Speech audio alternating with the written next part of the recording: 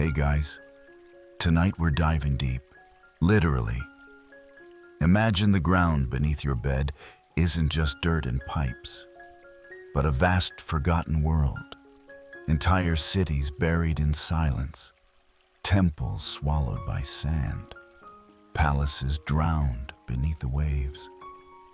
Tonight, you'll slip beneath the crust of the earth, where lost civilizations still echo in stone and myth. You'll visit places that may or may not exist, depending on who you ask, and meet the people who swear they've seen them. Just don't expect a comfy exit ramp. You probably won't survive this one without getting a bit of imaginary sand in your shoes. So, before you get comfortable, take a moment to like the video and subscribe. But only if you genuinely enjoy what I do here. And let me know in the comments where you're watching from and what time it is. I love seeing our little sleepy history community span the globe. Now, dim the lights. Maybe turn on a fan for that soft background hum. And let's ease into tonight's journey together. You're walking across a wind-bitten plateau. Each footfall sounds hollow, as if the ground remembers what used to live below it. Stone fragments poke through the dusty path. Strange markings etched along the edges, maybe writing, maybe just erosion. You pause, sensing something ancient beneath your boots. Somewhere in this vast stretch of nowhere lies a door. Not the kind with a doorknob and welcome mat, but a forgotten passage sealed in rock. Maybe it was once the gate to a city filled with light and song, or maybe it's just a crack that will drop you straight into the middle of nowhere. Either way, you step closer. The first whisper of buried cities didn't come from archaeologists with pickaxes. It came from dreamers. Ancient texts spoke of realms lost to the sands, swallowed by the sea, or hidden in the folds of mountains. Every culture has its own version, and tonight, you're going to walk through them. The tricky part? Deciding what's myth and what's history. Historians still argue whether certain lost cities ever existed at all. But the stories persist. Too many and too detailed to ignore. And maybe that's the point. Truth doesn't always wear a name tag.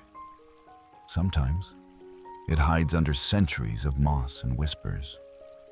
You duck beneath an outcrop where the stone arches just enough to shelter you from the wind.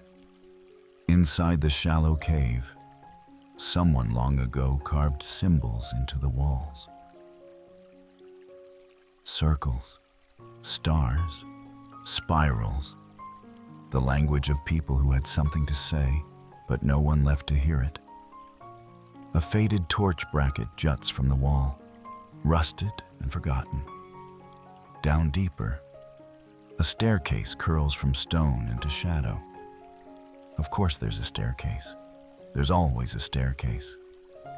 You descend one careful step at a time, the air thickening around you, warm despite the cold outside.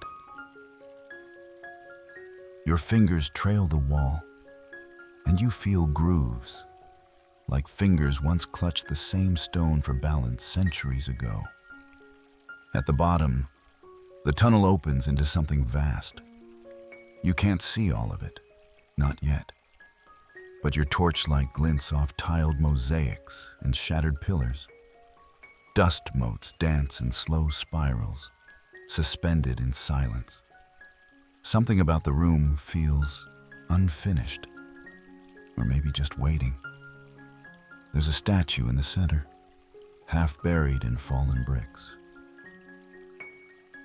The face is worn smooth, but the figure's hand points downward, as if inviting you to dig further. You kneel and brush aside layers of time, silt, ash, flakes of paint that once gleamed bright under the sun. And just like that, the journey begins. One real-world fact: archaeologists have discovered dozens of underground settlements around the globe, some dating back over 12,000 years. From Turkey's Derinkuyu to the tunnels beneath modern cities, the idea of civilizations living beneath our feet isn't science fiction. It's quietly factual. Still, the more curious stories come from travelers who swore they stumbled into something else. Whole towns that blinked into existence only to vanish again. Echoes of voices behind stone walls, even in modern times. Subway workers report finding doors that lead nowhere and feeling watched while digging. And yes, that sounds bonkers. But tonight, you're not here for blueprints and permits. You're here to listen, to follow the echoes, to walk carefully into the soft dark of the earth, where every chamber holds another story, another possibility. So don't worry about whether it's true. Worry about whether your torch will last long enough to see the next room. You take a breath and move forward, torch in hand, your boots leaving soft prints in the silt. The silence isn't empty. It's dense, like a blanket draped over centuries of forgotten voices. You feel it pressing against your ears, muffling your thoughts. The torch flickers as if whispering, "Get ready." As you round a bend in the tunnel, a new kind of air hits your face, warmer, tinged with something like old incense or burned parchment. The corridor opens into a vast underground chamber. You tilt your head back, jaw slack, because above you arches a ceiling taller than any cathedral. Its stone ribs etched with faint glyphs. Murals, faded and flaking, stretch along the wall. Scenes of people walking in columns, offering something to someone, or maybe fleeing. Your feet crunch over tiles arranged in spirals and jagged patterns, like a puzzle missing just enough pieces to drive you mad. In the far corner, there's a stairwell descending deeper. You don't take it yet. Instead, you kneel to study the mural more closely. And there, between two crumbling scenes, you see it. A city.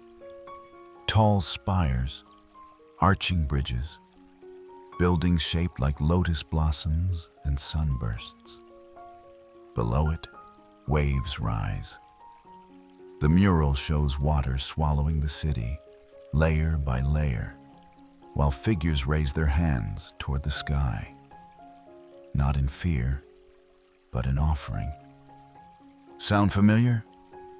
Welcome to the whispers of the lost Egyptian underworld city, the one allegedly hidden beneath the great Sphinx itself. Ancient legends claim that under the paw of the Sphinx, there lies a vast hall of records, where every piece of human knowledge is stored in scrolls and stone tablets.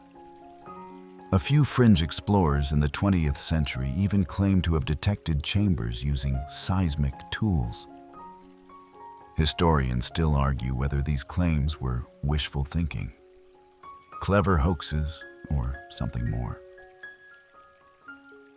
But in the minds of dreamers and late-night storytellers, the image persists.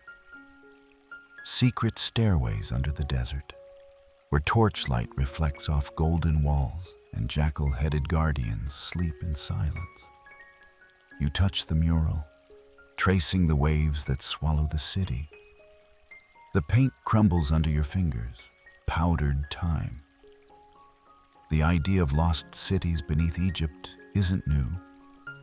The city of Heracleion, for instance, actually existed and was once a bustling port on the Nile Delta. It sank slowly into the sea over centuries, forgotten until the early 2000s when divers found colossal statues, coins, and temples beneath the murky waters off the coast of modern-day Alexandria. You wonder, how many other cities rest beneath your feet? You follow a narrow side tunnel where the air grows tighter and the ceiling lower. The walls here are closer, more primitive, scratched by hand rather than chiseled by masons. The ground slopes downward again, curving into what feels like a spiral. You count your steps. 12, 19, 30, until at last, the tunnel bursts open into another chamber. This one filled with statues. Hundreds of them. Each stands just taller than you, carved from basalt and sandstone. They're arranged in concentric circles, facing inward toward a central pedestal. Some hold staffs. Others wear animal masks, hawks, crocodiles, even what might be a lion with wings. At the center of the room, the pedestal remains empty. You walk among the statues, your torch casting wild shadows that seem to stretch and lean. You try not to blink too long. You try not to imagine them moving. One statue in particular draws your attention, a tall figure wearing robes and a half-destroyed headdress. The eyes are missing, gouged out long ago, but the mouth is intact, smiling, charming. The torch flickers again. One mainstream fact to chew on while you nervously inspect your surroundings. Some researchers believe parts of the Giza Plateau have not been fully excavated, and that political red tape has long stalled deeper exploration. Whether those secret chambers exist or not is still debated, but the fascination endures. And perhaps that's the point. Cities that live in stories are never truly lost. They wait. Sometimes beneath sand, sometimes beneath water, sometimes just under the edge of belief. You sit for a moment on a cold stone block, listening. The room hums, not with sound, but with weight, memory. You don't know if this place was built as sanctuary or tomb.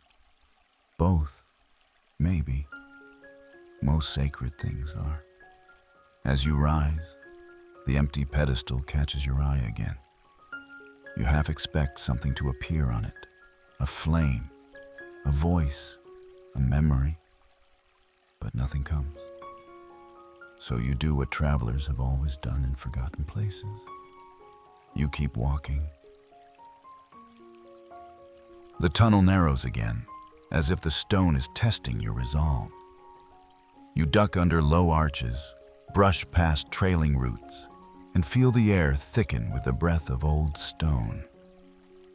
Your footsteps echo, twice. You pause.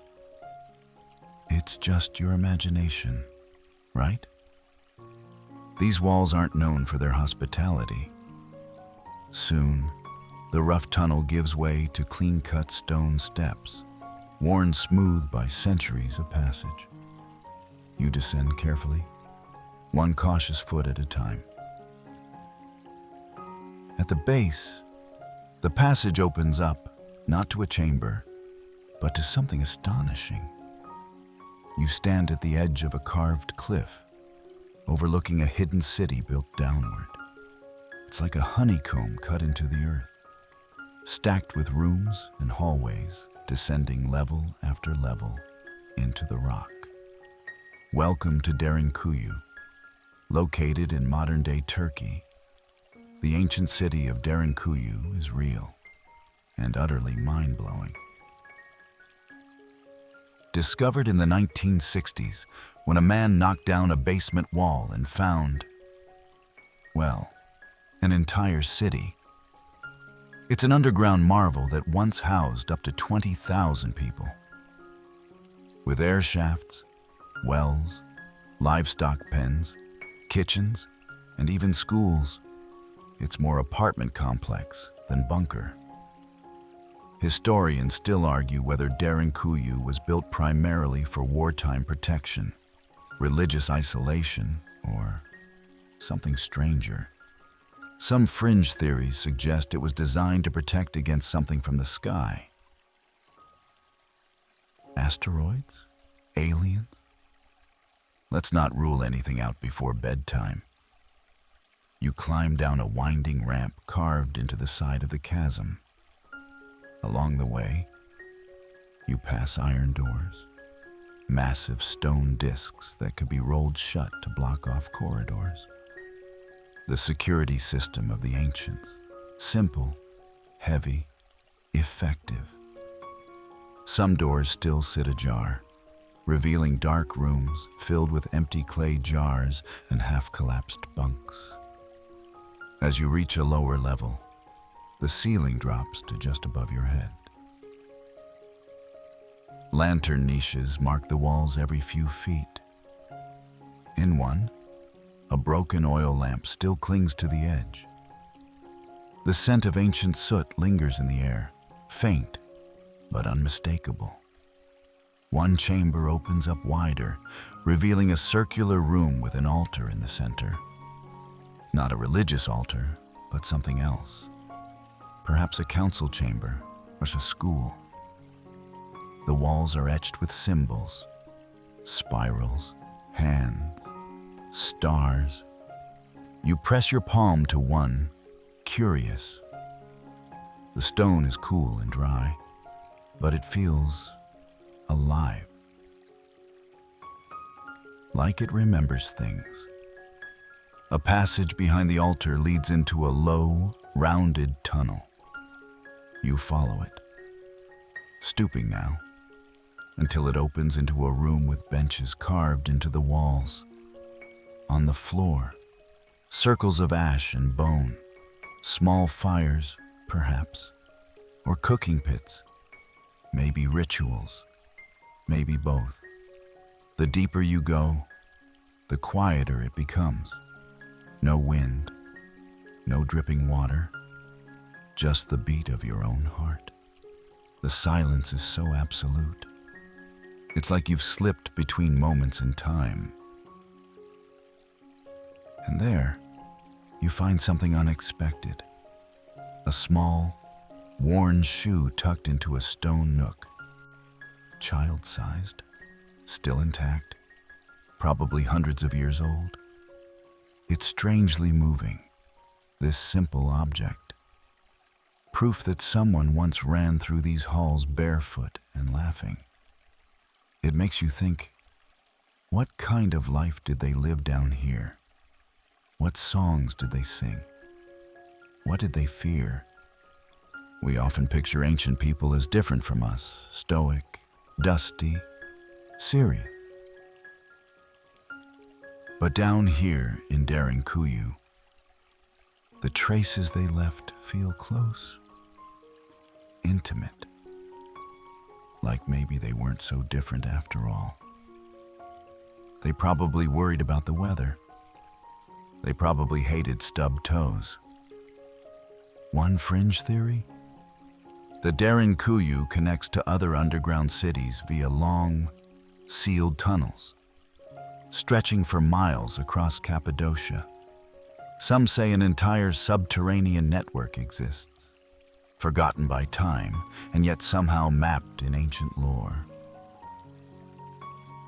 There's even talk of cities that haven't been found yet, hidden beneath vineyards and sleepy villages. And while mainstream scholars dismiss most of that, a part of you can't help but wonder, if one city was hidden so perfectly beneath a man's living room, How many more might still lie undiscovered? You linger in one of the empty chambers, torchlight casting soft shadows across the curved ceiling. You imagine people sleeping here, huddled during winter raids, whispering stories to their children, lighting lanterns and writing prayers in soot on the walls. Maybe, like you, they sometimes just needed a quiet place to think. The city doesn't end. It just fades into corridors too narrow to follow. As you backtrack through the stone maze, the silence follows, loyal as a shadow. You glance once more over your shoulder before the entrance seals the world behind you. And still, the shoe remains in its little niche, a tiny echo from a forgotten life. You emerge from the hidden depths of Derinkuyu like someone reborn, slightly dusty, slightly awestruck, and still not entirely convinced you're back in the 21st century. The ground above feels flimsy now, like a fragile crust stretched over mystery. But there's no time to linger. Another place calls. Southward you travel in thought, skimming over ocean and jungle until the land rises into mist-wrapped cliffs, the Peruvian Andes. Here, long before the Inca ruled, another people lived high among the clouds. The Chachapoya, known to some as the Cloud People, they were warriors, builders, and most curiously, carvers of cliffside cities. Your boots crunch through damp underbrush as you approach a vertical wall of stone. Not a building, an entire mountain face. But there, impossibly high up, rows of small windows cut into the rock like eyes watching you approach. These are sarcophagi, homes for the dead. Cities for ancestors. You crane your neck. How did they build up there? Why would they? The burial sites of the Chachapoya are among the most mysterious in the Andes. Places like Karagia feature coffin-like structures perched in impossible places, out of reach, out of time. Painted red and white, many of them still hold mummified remains. Historians still argue whether these cliffs were meant to protect the dead or protect the living from the dead. You find a narrow path climbing the ridge. It zigzags steeply upward, carved into the cliff with handholds and patience. Every now and then, the wind carries the scent of moss and something metallic, perhaps ancient tools rusting in the earth. Halfway up, the mist thickens. Visibility drops, but the sounds sharpen. You hear bird song, water dripping, and something deeper, like humming through stone. You pause. Maybe it's nothing. Maybe it's the mountain remembering a song. At last, you reach a shallow cave halfway up the cliff. Inside, the walls are painted with spirals, animals, and humanoid figures holding spears. This isn't decoration, it's declaration. A history etched in color. Your torchlight flickers over one figure wearing a headdress shaped like a bird, arms raised toward a swirling sun. You tilt your head. Was it meant to guide souls or frighten intruders? A stone bench sits against one wall, dusty but dry. You sit for a moment, watching clouds roll beneath you like waves. You're not above the world. But you're certainly not in it either. You're somewhere between. One quirky fact, the Chachapoya mummified their dead in a fetal position, bundled in fabric, and often buried with tools or weapons. Some archaeologists believe this reflected their belief in rebirth, life as a cycle, death as another beginning. But what if these cliff cities weren't just cemeteries? What if they were homes, perched above the forest to escape enemies, or to draw closer to the sky? Some researchers have proposed that entire living quarters existed among the peaks, now lost to erosion and time. The stone tells only part of the story. The clouds keep the rest. You spot something odd, a worn leather strap hanging from a hook, still sturdy, still usable, perhaps left behind by someone who made this climb before you. Or someone who never came back down. Further along the ledge, a wooden ladder juts upward, slick with mist. It's more suggestion than structure, but you test the first rung. It groans, but holds. 1 foot after the other, you rise. At the top, the ledge flattens into a wider shelf. There, nestled into the cliff, is a structure, rounded, windowless, and built from interlocking stones so precise they look melted together. A cloud drifts through the doorway like a ghost politely excusing itself.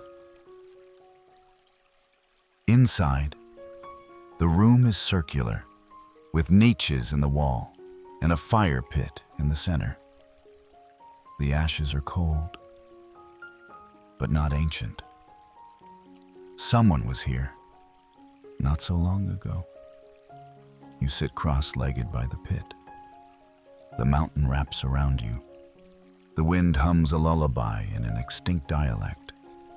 You close your eyes. And somewhere far below, the jungle continues its endless, indifferent breathing.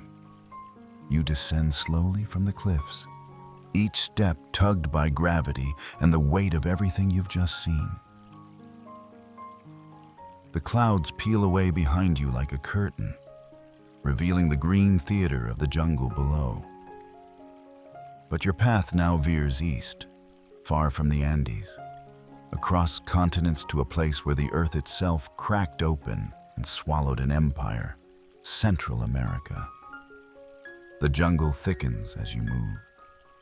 Vines twist like serpents. The air is heavy, full of chirps, buzzes, and the distant call of something you hope is a bird. And then, through the dense green, you spot it. Stone. Gray, carved, and far too regular to be nature's doing. Welcome to the ruins of El Mirador. Not as famous as Chichen Itza or Tikal, but in some ways far more astonishing. Buried beneath the jungle for centuries, this pre-classic Maya city was once a metropolis of over 100,000 people. With pyramids taller than you'd expect, and avenues that stretch farther than they should. And for centuries, it was completely forgotten. You push aside thick leaves to reveal a stairway climbing the side of a moss-covered mound. It doesn't look like much. Just a hill, really. Until you realize the entire thing is man-made. A pyramid, swamped by jungle. The trees don't care. They grow right through it. Climbing is slow work. Roots trip your steps. Insects complain. Your torch is nearly useless in the midday light filtered through 100 shades of green. But finally, you crest the top and see a flat stone altar, cracked by centuries. On it, a carving. Two figures with feathered headdresses locked in combat, their feet wrapped in serpent coils. One mainstream historical fact: El Mirador flourished centuries before the classic Maya cities were built. Its decline is still mysterious. Some suggest environmental collapse, others war. Historians still argue whether its abandonment was sudden or slow, whether the jungle conquered the city or the people fled before it could. And here comes your quirky detail. Some sections of the city were connected by raised causeways called sakbeab, white roads made from limestone and designed to reflect moonlight. That's right, roads that glowed in the dark, perfect for midnight processions or escape routes. Spooky and practical. As you descend the other side of the pyramid, you stumble into what looks like a courtyard. The stones here are smoother, less overtaken. You imagine it once held markets, ceremonies, or maybe awkward teenage dances. On one wall, faded frescoes show figures offering maize to a jaguar-headed priest. In another, a glyph you can't read, but swear is staring back at you. You pause under the shade of a collapsed archway. The humidity sticks to your skin. Something scampers behind the wall. Probably a monkey. Probably. You follow the curve of an old wall and find what appears to be a small temple, nearly hidden behind ferns and moss. Inside, the air is cooler. A shaft of light cuts through a crack in the ceiling, illuminating a stone throne. Empty, of course. But you don't sit. That feels rude. You run your fingers along the throne's armrest. Carvings here are still sharp, serpents again, winding toward the floor. In the corner, a small statue of a toad with a crown. You blink. Yep, still a toad. There's a theory, you remember, that the Maya saw toads as symbols of rain and transformation. That they leapt between worlds, just like you seem to be doing tonight. You step outside just as thunder rumbles above. The jungle hushes. A bird takes off from the trees in a frantic flutter. The air changes, thickens. A few drops hit your arm. You start to move faster now, following what remains of a path lined with toppled columns. As the rain begins in earnest, you reach a large circular plaza where the earth dips slightly, forming a shallow bowl. The center is filled with reeds and vines. But once, this may have been a reflecting pool or a sacred well. You lean over the edge, peering into the dark water. Your reflection stares back, distorted and ancient looking. Behind it, for just a second, you think you see another face. Watching. Then it vanishes in the ripples. Just rain. Just imagination. Right? The rain is relentless now. Each drop a tap on your skin, your torch, the earth. You wrap your cloak tighter around your shoulders. Though let's be honest, it doesn't help much. Still, there's something comforting about the rhythm, like the jungle's heartbeat, steady and old. It follows you as you leave El Mirador behind, slipping between vines and memories toward your next destination. Thousands of miles away, beneath the cool forests of Europe, Another forgotten world slumbers. Your steps land soft on mossy ground now, and the scent of damp pine hangs in the air. You're in Turkey again. Yes, but not in the heat of Cappadocia. You're in the shadowed region of Anatolia. Near the modern village of Şanlıurfa, beneath your boots lies Göbekli Tepe. You know, the place that basically ruined archaeology. Discovered in the 1990s, Göbekli Tepe dates back over 11,000 years. Older than the pyramids, older than Stonehenge, older than your skepticism. Probably.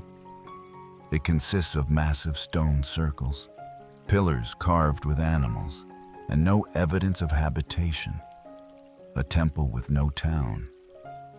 Historians still argue whether it was a religious site, a ritual complex, or something we don't even have a word for yet. You crest a hill, and suddenly, the rings appear. Circular enclosures dug into the earth, each one lined with T-shaped pillars. You step down into the largest one, boots slipping slightly in the wet soil. The stones are massive, some nearly 20 feet tall, and covered in carvings, foxes, boars, cranes, serpents. There's a strange stillness here, as if time bent to make space for this place. You trail your fingers along the edge of a pillar, and it's cool, almost vibrating. One carving shows two human-like figures without faces. Their arms curl across their torsos, hands folded like they're keeping a secret. Typical ancient stone people behavior. A fringe theory?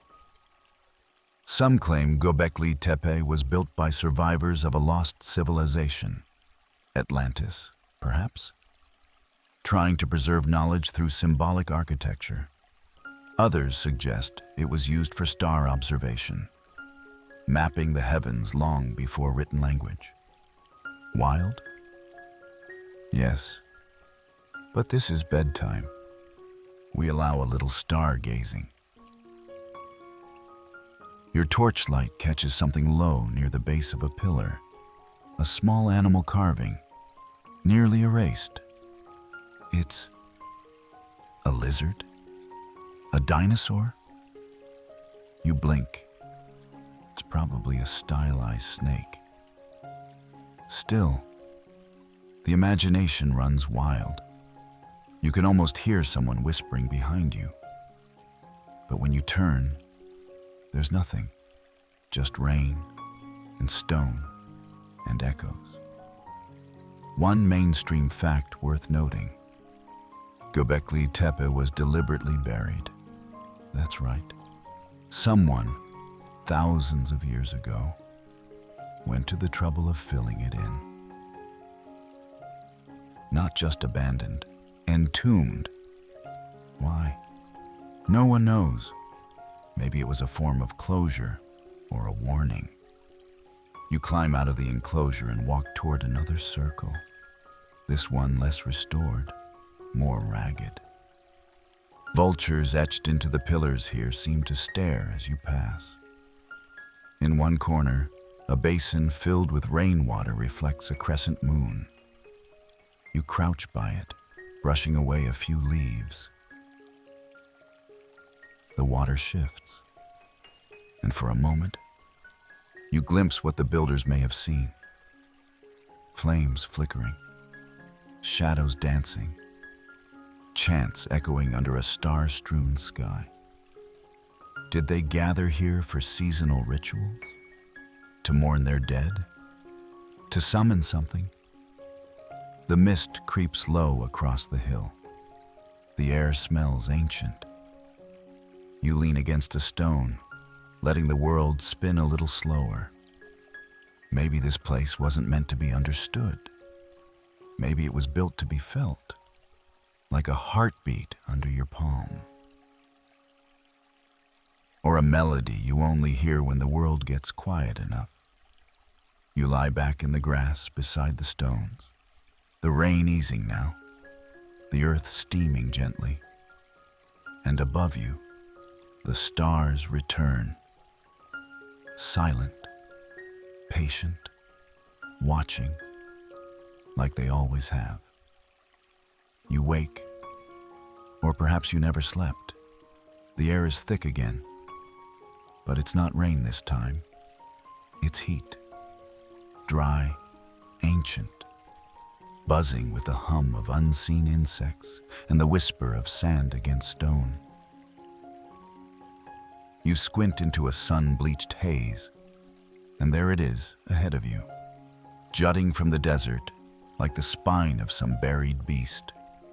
Ubar, the lost city of Arabia. They called it Iram of the Pillars in the Quran, a place of immense wealth and arrogance, cursed by the heavens and swallowed by the sands. For centuries, it was treated as myth, a cautionary tale, a city of sin wiped off the map by divine wrath. But then, decades ago, NASA satellite imaging picked up something strange beneath the dunes of Oman. Ancient roads converging in a forgotten spot. Archaeologists dug, and guess what? Stone walls, artifacts, a collapsed limestone cavern. The whispers had teeth. You walk across cracked ground, each step crunching through brittle crust. The city, or what's left of it, sprawls in a ruinous half-circle around a gaping pit. That pit, they say, is what doomed Ubar.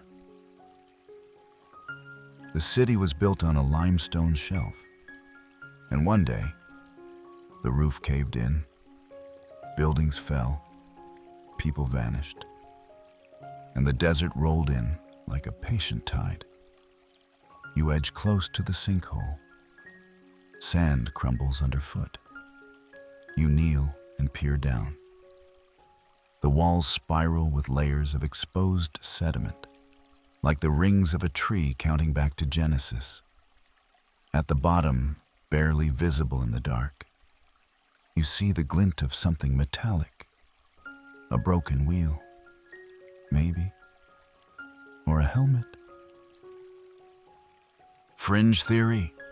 Some say Ubar was not only real but also connected to the frankincense trade routes, the ancient highways of perfume and medicine. Others go further, claiming it was a technological marvel, the Atlantis of the sands. A few even whisper of pre-Islamic cults summoning desert spirits in subterranean temples. Just your standard bedtime material. The ruins are quiet now, except for the wind. It snakes through fallen arches and half-buried columns.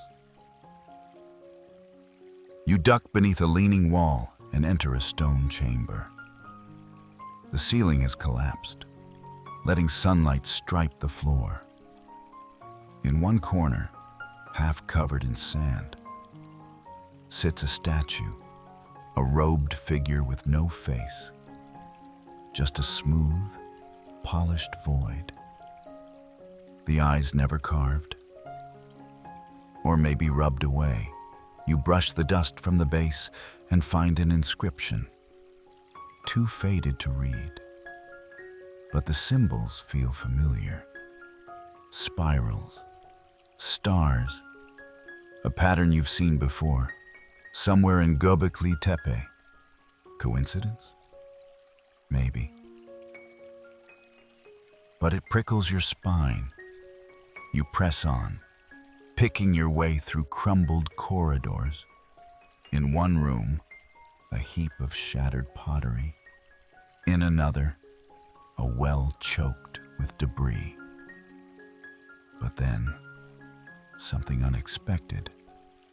A patch of green, a lone, stubborn vine crawling through a crack in the stone, reaching toward the sky.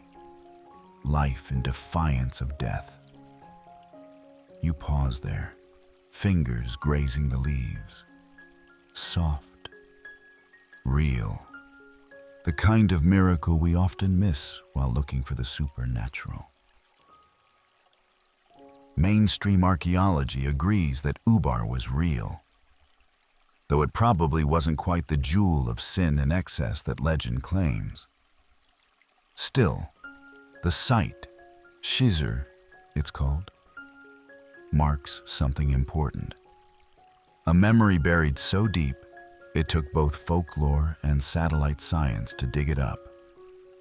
You leave the ruins behind, sand tugging at your heels like a child asking one more question. And just before you crest the last dune, you turn to look back. The wind has already begun to erase your footprints, as if you were never there. Your journey drifts westward now, carried on desert winds and ancient lullabies. The heat softens, replaced by a dry coolness. Olive trees sway in the breeze, and marble ruins rise from golden grass. You've arrived in Greece, or more precisely, beneath it. Few cities are so steeped in story as Athens. But tonight, you're not here for Socrates or democracy. You're here for the shadows beneath the Acropolis. The rumor that under this city of reason lies a far older world, one built not of logic, but of legend. As your boots tap across broken stone paths, you descend through a forgotten entrance tucked behind a church. The steps curve downward into darkness. Cool air sighs up to meet you.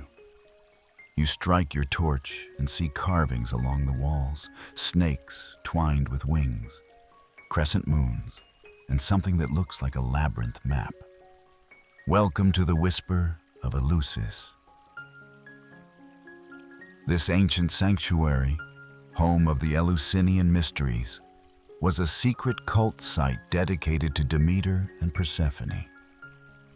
And though the ruins above ground are mapped and labeled, below, rumors persist, passages that wind deeper than any tour guide admits, catacombs untouched by sunlight, rooms where initiates drank kikion and vanished from the known world. You enter one such chamber now, oval-shaped, low-ceilinged, with smoothed walls and grooves where torches once burned. There's a dais at the center and a stone basin off to the side. From here, you can almost hear chanting, though it might be your heartbeat. A mainstream fact: the Eleusinian mysteries were celebrated for nearly 2,000 years, attracting everyone from peasants to emperors. What happened inside the ritual halls remains unknown. The penalty for revealing the rites was death, so no one wrote them down. Historians still argue whether the rites were theatrical reenactments, psychedelic journeys, or symbolic rebirth ceremonies. You crouch beside the basin. Something greenish lingers at the bottom. Lichen or residue? You don't touch it. Some drinks are better left untasted. In another corner, a crude statue rests. Part woman, part grain stalk, with outstretched arms. Demeter, maybe? Or Persephone before the descent. Her eyes are hollow, but not empty. They hold story. You trace your fingers along the floor and find shallow channels carved into the stone. Drainage? Maybe. Or runes? Or a path meant only for shadows. One quirky tidbit to keep your dreams spicy. Certain theories propose that the Eleusinian ceremonies involved a guided experience using psychoactive plants, effectively orchestrating spiritual visions under careful supervision. Ancient Greek rave? Anyone? You press on into a tighter corridor where the walls sweat with moisture and the air grows thinner. You pass doorways that lead nowhere and one that seems to curve forever downward. You don't follow it. Some stories know where to stop. Instead, you emerge into another chamber. This one empty save for a massive urn in the center. Cracked, but intact. You kneel to examine it and notice etchings circling the rim, depictions of a young girl walking between two worlds. Above, a sun. Below, a tangle of roots and reaching arms. Persephone's journey. The first seasonal myth. The rhythm of loss and return. You sit for a moment, resting against the urn as the torchlight flickers gently. The silence is rich here, weighted but not heavy, as if the walls remember the songs but won't sing them to just anyone. You rise slowly and retrace your steps, every corner now familiar, every whisper a little more welcoming. And when you finally climb the stairs back into the moonlight, the Acropolis above glows like a crown in the distance. You smile. Some cities have foundations built not on stone, but on story. From the sacred silence beneath Athens, your steps now echo with a different rhythm, one shaped not by columns or catacombs, but by jungle drums and the hiss of volcanic soil. You find yourself far from Greece now, in the shadow of a sleeping volcano rising above thick green canopy. This is Rapa Nui, Easter Island, a place where legend, stone, and solitude share the same heartbeat. You stand on a grassy plain scattered with moai, those towering stone heads that stare eternally toward the interior of the island. Most of them rise from grassy pedestals, some still partially buried, as if rising from the earth mid-thought. And the question looms larger than any sculpture. How did they get here, and why? A mainstream historical fact. The Rapa Nui people crafted nearly 900 moai between 1250 and 1500 CE, likely using basalt tools and incredible ingenuity. They were moved from the quarry at Rano Raraku to the coast, somehow. Theories range from log rollers to walking them upright using ropes and rhythm. Historians still argue whether their purpose was ancestor worship, political power, or a combination of both. You wander the slope of Rano Raraku, the quarry itself, where half-finished moai lay like dreams, interrupted. Some still cling to the rock wall, half-carved, eyes closed. You run your fingers along the outline of one 20 feet tall, serene, and strangely intimate. The wind carries the scent of salt and something earthy, like moss clinging to memory. A few steps away, you find a group of smaller statues, some toppled, their face down, scattered like chess pieces in a storm. Scholars believe this reflects periods of warfare or cultural upheaval. Others suggest spiritual transitions, old gods laid low to make room for new ways of life. Then comes your quirky tidbit. In some local legends, the moai were not merely statues, but vessels of mana, a spiritual force transferred from the dead chiefs they represented. The eyes of the moai, once painted and inlaid with coral, were said to wake the statues when inserted. Just imagine that stare across the dusk. You step closer to the coast now, where rows of restored moai stand sentinel. Ahu Tongariki, the grandest of platforms, rises like a stage for stone actors. 15 moai gaze inland with impassive authority, their backs to the sea. You stand among them, a fleeting figure in the company of giants. Clouds drift lazily overhead, casting shadows that move like spirits. You sit on a rock warmed by the sun and let the silence settle. A lone seabird caws from a distance. Waves crash in slow motion.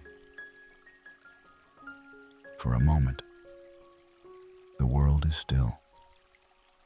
And then you notice it, etched into the rock beside you. A series of symbols: birdmen, fishhooks, crescent moons. The language of Rongo-Rongo, the only known written script native to Oceania. Still undeciphered. Historians still argue whether Rongo-Rongo was a true writing system or mnemonic art. A few carved tablets survive, housed in museums far from the island. But here, the script feels alive, like a riddle whispered by the stones. The sun dips lower, casting golden light on the moai's faces. You stand once more, brushing the dust from your palms, and glance back one last time.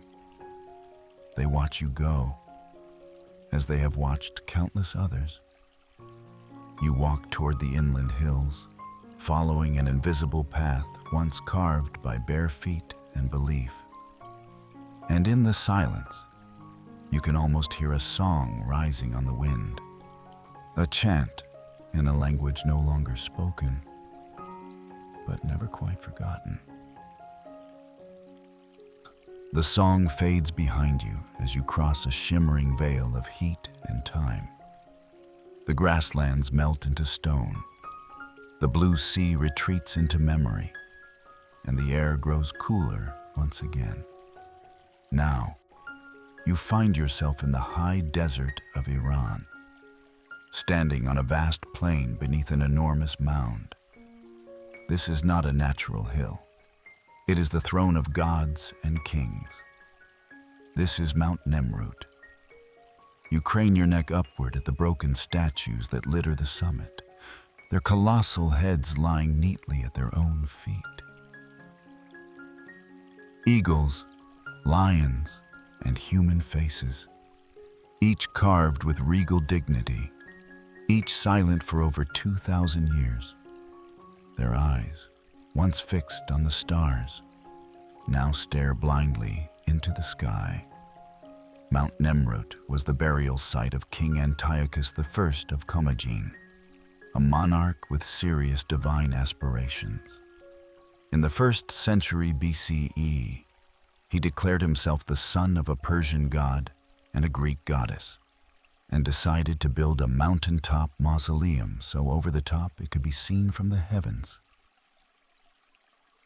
And honestly, mission accomplished.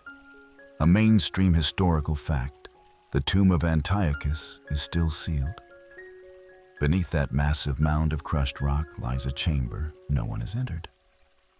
Maybe it's filled with treasures, maybe it's just dust.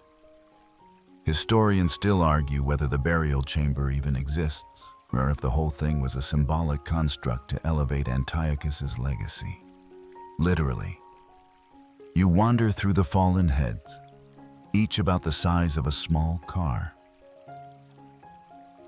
One wears a Persian-style cap, another a Greek laurel. Their expressions are stern, unreadable, regal. You pause before the head of Antiochus himself. His beard is chipped, but his pride remains intact. You can practically hear him whispering, "Worship me. I dared to rewrite the heavens."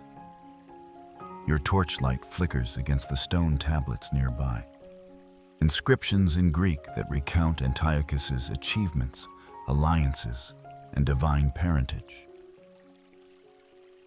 One even details the proper rituals for future generations to maintain his cult. A bit ambitious, but you've got to admire the branding. Your quirky tidbit here? The alignment of the statues and the platform seems to coincide with astronomical events. Some archaeologists believe the site was used as a giant celestial calendar. The lion relief, in particular, features stars believed to represent planets visible in 62 BCE. So yes, it's a cosmic tomb and a sky-watching device. Take that. Stonehenge. The wind howls across the summit. You pull your cloak tight and sit among the rubble. The sun is setting now, casting amber light across the mountaintop. The shadows of the broken gods stretch long and thin across the gravel. You imagine them standing whole once more, a full pantheon gazing down from the sky. You follow a narrow path to the rear of the mound. Here, a steep cliff drops off into mist. Far below, the Euphrates winds like a silver ribbon. You think of the kingdoms that once rose and fell along that river. Sumerians, Assyrians, Hittites, and how each of them dreamed of immortality. Antiochus may not have become a god, but he did something almost better. He made you stop, look up, and wonder. As night descends, the stars begin to blink awake. You lie back against a stone lion and stare upward, your breath forming clouds in the cold air. The heads keep watch. The tomb sleeps. And the sky, eternal and unchanged, continues its silent march above you. The cold wind from Mount Nemrut softens as you descend into valleys carved by water and time. Now you stand beneath a velvet sky spangled with stars. The air warm again, the earth breathing beneath your feet. You're in Cappadocia, the land of rock chimneys, hidden churches, and entire cities that twist downward into the stone like roots of ancient thought. You step forward, and the soft crunch of volcanic tuff under your boots gives way to a narrow path. It leads to a dark opening in the ground. Not a cave, a door. You duck your head and enter the world beneath, Derinkuyu. This is no ordinary underground shelter. Derinkuyu is a full-blown city, bored into the rock like some colossal ant colony. Multiple levels descend deep into the earth. Some say up to 18 stories.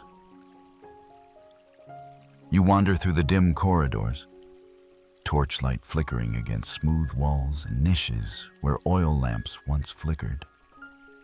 A mainstream fact.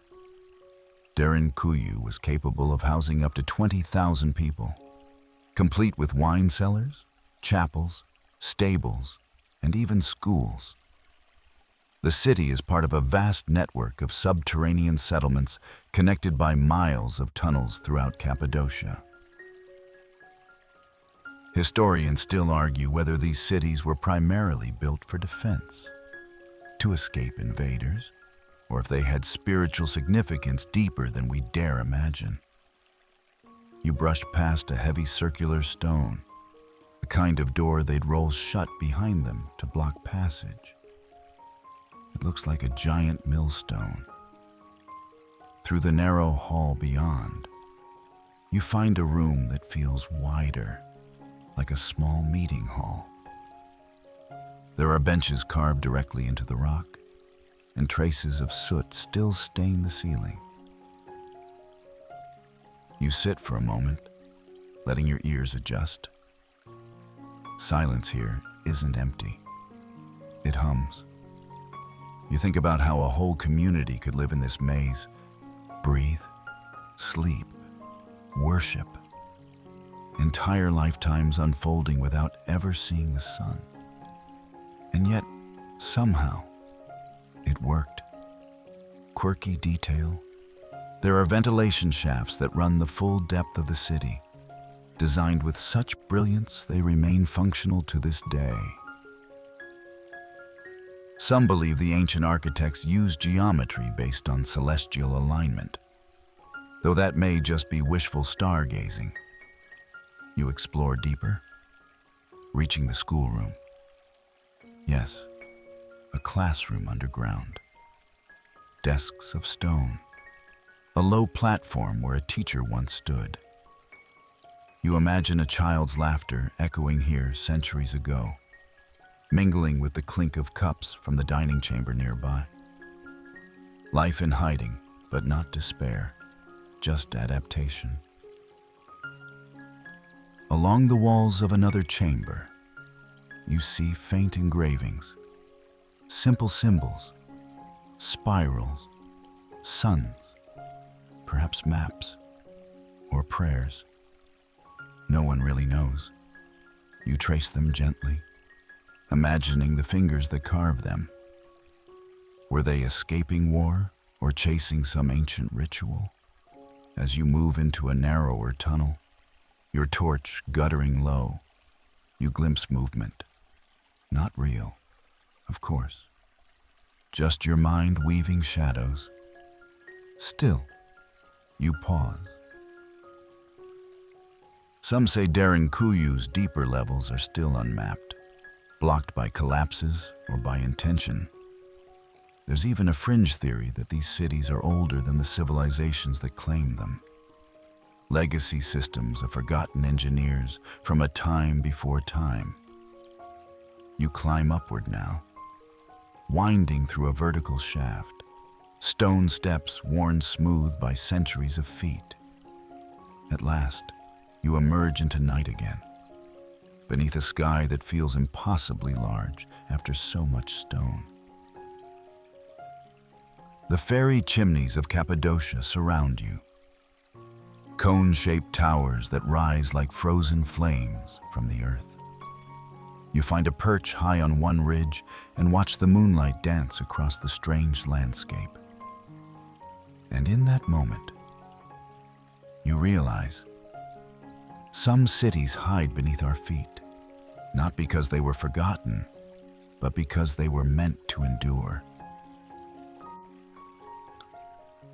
The volcanic valleys of Cappadocia drift behind like a dream, and you find yourself drawn southward, through the cradle of empires and down into the salt-scorched lands where legends bloom in the dust. You're in the deserts of Egypt now, but not among the pyramids or temples. No, your destination lies deeper, further out, toward a city swallowed by sand, half real, half imagined. You've come in search of Zerzura, the city of white. That's how the old texts describe it. A lush oasis hidden beyond the western dunes, guarded by black giants and sealed behind gates of ivory. Medieval Arab travelers claim to have seen it, then vanished. European explorers chased it across maps and mirages. And tonight, it stretches before you, at least in your imagination. Your sandals sink into fine dunes as you press forward. The stars shimmer like a compass above, and the wind carries whispers of water, of palm leaves rustling. And then, unexpectedly, you crest a ridge and see it. White walls glinting in the moonlight, palm groves curling like emerald smoke. and silence, the kind that listens back. Mainstream historians acknowledge that references to Zerzura appear in multiple 13th, 15th century texts, often blending myth and geography. It was sought during the 1930s by the Zerzura Club, British adventurers who mapped Libya's Kufra region and found ruins that didn't match any known settlement. Historians still argue whether Zerzura was a real oasis, a misremembered caravanserai, or pure metaphor. You approach the gate. It stands half open, built of pale stone so smooth it seems untouched by centuries. Beyond it lies a courtyard of cracked marble, where fountains once bubbled and now lie dry. You wander among fallen columns and broken pots, imagining the laughter that once filled the air, the scent of dates and jasmine. Quirky tidbit time. Some local Bedouin legends claim Zerzura was inhabited by angels in white. Tall, pale-skinned people with shining hair who spoke in song. Fringe speculation has, of course, connected this to everything from Atlantean refugees to time travelers. You, however, are content with the poetry of it. A staircase curls down from the central square, carved into the bedrock. You follow it. The air grows cooler, wetter. You light a torch and descend into an underground chamber. It smells of limestone and something else, like petrichor. The floor is tiled with faint blue patterns, waves or feathers or something in between. At the far end of the room, a statue, a woman, arms outstretched, eyes closed. She's missing a hand, and vines curl up her robe, but she radiates peace. At her feet, an inscription in Kufic script. You can't read it, but you feel it. A blessing or a farewell. You rest beside her for a time, letting your mind empty. You think of how cities like this, real or not, live longer in story than in stone. You remember the moai of Rapa Nui, the heads on Nemrut, the carvings in Derinkuyu, each a whisper of something more. Back outside, the wind has picked up. Sand begins to drift through the open gate. Already, it reclaims the path you took in.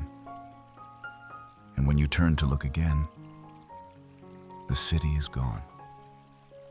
Maybe it never was, or maybe it waits, just under the dunes, until someone dreams hard enough to find it. You stand alone now in the empty hush of the desert, the dream of Zerzura already fading behind your eyes. But the world doesn't end where sand meets sky. It shifts again, this time into humid twilight and the low hum of distant insects. Your journey carries you to the dense, breathing jungles of Central America. And here, deep beneath tangled green and mist, lies the ghost of a city that once defied nature. El Mirador. No guide leads you here. Only a vague trail worn into the underbrush, half covered by creeping vines and curious monkeys. You push through the foliage, your clothes damp with dew and something like ancient breath. And then, as if emerging from another dimension, you see it. A stone causeway, overgrown and cracked, but still holding shape. Civilization, trying to tame the wild. Mainstream fact: El Mirador was a major Maya city that flourished during the pre-classic period. long before the famed cities like Tikal or Palenque rose to prominence. Its massive pyramids and engineered causeways hint at sophisticated planning and power. Historians still argue why it collapsed so abruptly by 150 CE, centuries before most Maya urban centers peaked. You ascend the steps of La Danta, one of the largest pyramids in the ancient world by volume. Each step is worn by time, but your feet find them easily. The canopy parts above you, letting gold-green light filter down like liquid memory. Near the summit, you find strange markings, glyphs worn shallow but still deliberate. And then there's a sound, not from the jungle, but from your mind. A whisper of drums, laughter, fire crackle. You close your eyes and feel the city rise around you. Plazas buzzing with color, merchants shouting across the square, dancers spinning in feathered regalia. Quirky tidbit? Some archaeologists believe El Mirador was part of a superhighway of raised stone roads, Sacbeob, that connected Maya cities across the rainforest. Over 240 kilometers of these ancient highways have been mapped using LiDAR. You imagine traffic signs made of vines and constellations. You step down into one of the forgotten courtyards. Ferns have pushed through the cracks. A carved stela stands toppled on its side, half swallowed by the earth. It depicts a figure, possibly a king, with jaguar pelts on his shoulders and lightning in his hands. You try to match the image to a name, but the records are scarce. Time has worn away the specifics, leaving only echoes. And still, something about El Mirador feels restless. Unlike the calm dignity of Derinkuyu or the stoic majesty of Nemrut, this place pulses. The jungle is always reaching, always reclaiming. You spot a root system weaving through a temple wall, slowly pulling the past back into nature's embrace. You wander toward a reservoir, now a mirror of sky. You pause, crouch, run your fingers through the surface. Cool, alive. The Maya mastered water management here, channeled rain through terraces and canals, even in a land without rivers. Nearby, a circular structure sits lopsided, its roof collapsed inward. Was it a home, a shrine, a planetarium? Scholars still debate the purposes of some of these ruins. Function overlapping with belief, like the gears of an invisible calendar. You climb a final hill and turn to look back. El Mirador spreads before you, mostly hidden, mostly forgotten, but not gone. Because now you've seen it, walked its roads, felt the earth that once echoed with life. And maybe, just maybe, that's enough to wake a little piece of it again. You linger at the edge of the jungle, the scent of damp soil and blooming orchids still clinging to your senses. Then, as though guided by a soft pull behind your ribs, the world shifts again. You feel stone beneath your sandals, hot, dry, and humming with stories. The jungle peels away, and a golden horizon rises before you. Welcome to the Sahara, and buried deep within it, the mystery of Tanis. Not to be confused with fictional curses or Hollywood scarabs, Tanis is a real place. A city once mighty, then forgotten, then found again under layers of sand and misinterpretation. The wind cuts low across the flat plain, whispering secrets in broken hieroglyphs. You follow the trail of toppled obelisks and scattered statues toward a half-excavated temple. Mainstream fact: Tanis was a major capital in Egypt's 21st and 22nd dynasties, rivaling Thebes and Memphis. Pharaohs were buried here in intact tombs, rivaling even Tutankhamun's, though they were discovered quietly in the 1930s without the same fanfare. Historians still argue why such a monumental city faded from Egyptian records so thoroughly.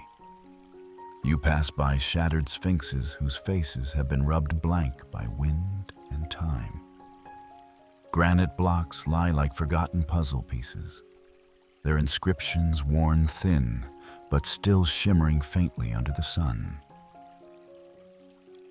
You step over one that reads like a royal boast, "I built for eternity," which, in fairness, lasted a good couple of millennia. Then comes your quirky fact. Several artifacts found at Tanis were initially mislabeled as belonging to other sites. Some early explorers thought they discovered Pyra-Messes, the fabled city of Ramses the Great, due to the reused blocks bearing his name. Only later did scholars realize that the pharaohs of Tanis had scavenged from older ruins to build their own glory. You enter a temple courtyard where lotus columns once held up the sky. Now, they stand like ghosts. The capitals chipped, but still blooming in stone. At the far end, a shrine partially unearthed, with painted stars still dotting the ceiling, blue and gold, faded but defiant. A sudden gust picks up sand, swirling it into a dance of grit and light. You shield your face and retreat behind a fallen doorway. When the wind settles, you look out and see the outlines of entire streets. Faint but undeniable. Not just temples and tombs, homes, markets, life. You explore what remains of a royal burial chamber. The entrance is cracked open, its interior cool and damp. Inside, a sarcophagus lid rests ajar. Empty, perhaps looted long ago, or maybe never used. The walls are carved with protective spells, prayers to gods whose names barely survive translation. As you trace your fingers across the hieroglyphs, a vulture glides overhead. You glance up, momentarily startled, and then amused. Even here, life circles patiently, waiting for the right moment to land. You climb to a small rise just outside the ruins. From here, Tanis stretches like a broken mirror of ancient power, shimmering with heat and memory. You sit down, letting the silence seep into your bones. And you wonder, not just why Tanis was forgotten, but how many others like it still lie buried beneath your feet. The golden light of Tanis fades behind you like a closing eyelid, and once again the earth shifts, softly, like a blanket tugged over your shoulders. You now stand atop a misty plateau, where stone kisses cloud and ancient stories are etched into the very bones of the mountain. Welcome to the highlands of Peru. Welcome to the silent citadel of Vilcabamba. It's not Machu Picchu, though the world likes to lump them together. Vilcabamba is stranger, rougher around the edges, and veiled in defiance. This was the final refuge of the Inca, the last beating heart of an empire refusing to vanish quietly. You step into the remains of the city, where moss-covered walls climb the slopes and water channels still hum their secret songs. A cool wind rustles through orchid-laced trees, carrying with it the ghosts of warriors, farmers, and kings. And you? You're the only tourist here tonight. Mainstream fact. After the Spanish conquest of Cusco in 1533, the surviving Inca royalty fled and established Vilcabamba as the capital of the Neo-Inca state. It held out for nearly 4 decades before finally falling in 1572. Historians still argue whether the site we now call Espiritu Pampa is truly the Vilcabamba of legend, or just one piece of a larger, lost resistance. You pass under a narrow stone arch and enter a clearing, where raised platforms form the outline of a royal compound. The stones fit so precisely, you can't wedge a knife between them. You reach out to touch one. Cool, smooth, eternal. Your quirky detail? Some walls here bear patterns not seen in other Inca sites.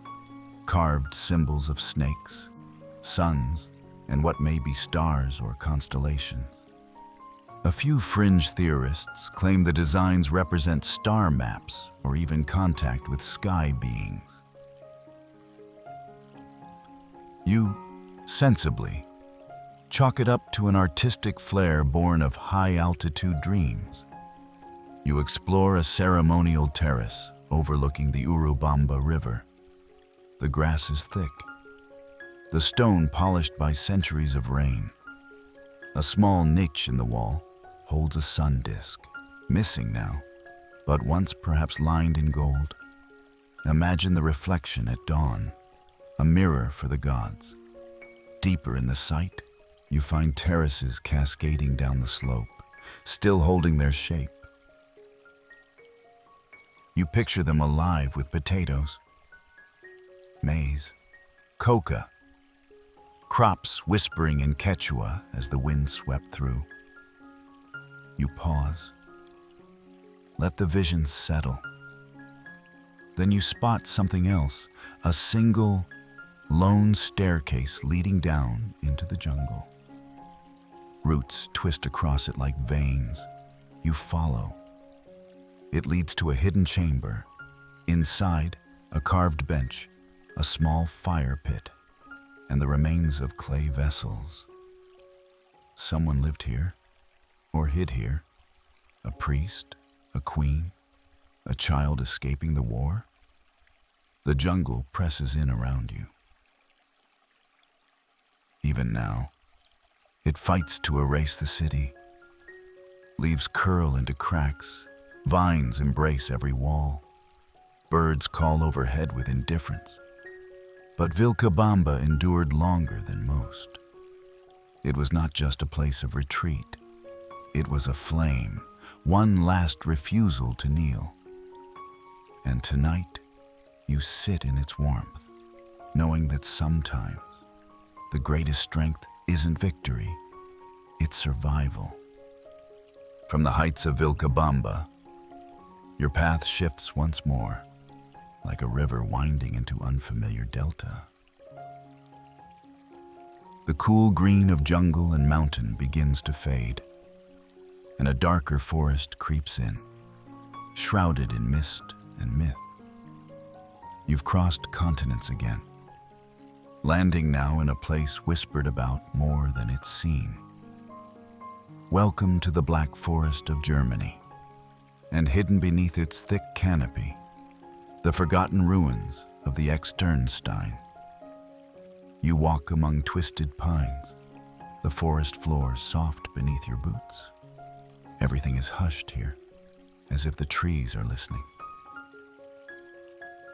Then, like jagged teeth breaking through Earth's gum line, the sandstone pillars rise, tall, worn, improbable.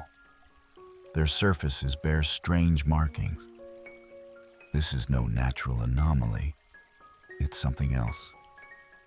The Externsteine, a place of sacred geometry, ancient solstices, and stubborn mystery.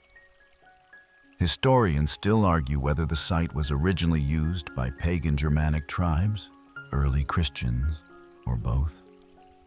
Some believe it was a Druidic center before the Romans ever crossed the Rhine. Others think it's simply a place that looked mysterious enough to inspire stories.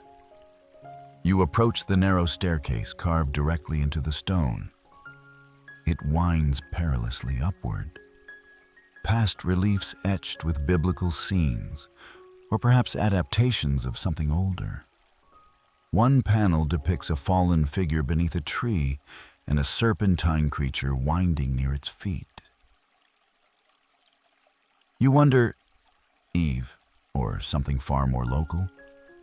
Mainstream fact, one of the most famous reliefs here is the Descent from the Cross, believed to be from around the 12th century.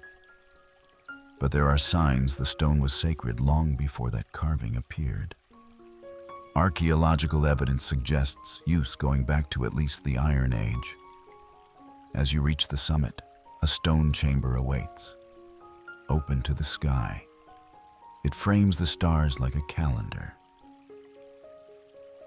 During the summer solstice, light passes through specific gaps in the rock, illuminating carvings within. Was it a solar observatory, a temple, a stage for forgotten rituals?